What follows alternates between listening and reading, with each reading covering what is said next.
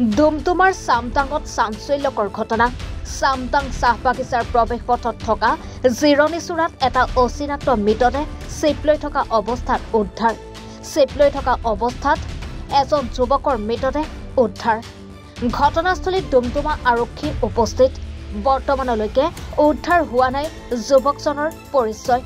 যুৱকজনে আত্মহত্যা কৰিছে নে কোনো লোকে যুৱকজনক হত্যা কৰি এনেদৰে ওলমাই থৈছে সেয়া বৰ্তমানলৈকে জানিব পৰা হোৱা নাই। একাংশ লোকে এয়া এক হত্যাকাণ্ড বুলি সন্দেহ কৰিছে। ঘটনাক কেন্দ্ৰ কৰি বাগিচাখনত চাঞ্চল্যৰ সৃষ্টি হৈছে। ডুমডুমাৰ পৰা ৰঞ্জিত চেত্ৰীৰ প্ৰতিবেদন, এনিভাৰ 24।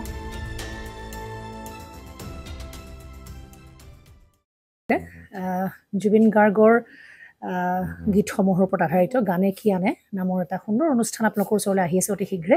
অহা 15 আগষ্টৰ পৰা ধেমাজিৰ পৰা প্ৰথম অডিশ্যন আৰম্ভ হ'ব আৰু সেই অডিশ্যনৰ যোগেদি বিভিন্ন কণ্ঠশিল্পীসকলে যিসকলে এই অনুষ্ঠানত যোগদান কৰিব বিচাৰে তেওঁলোকে এই অডিশ্যনৰ যোগেদি আগবাঢ়ি আহক আৰু জুবিন গাৰ্গৰ বহুত ভাল লগা গান আমি সদায় শুনি আহোঁ।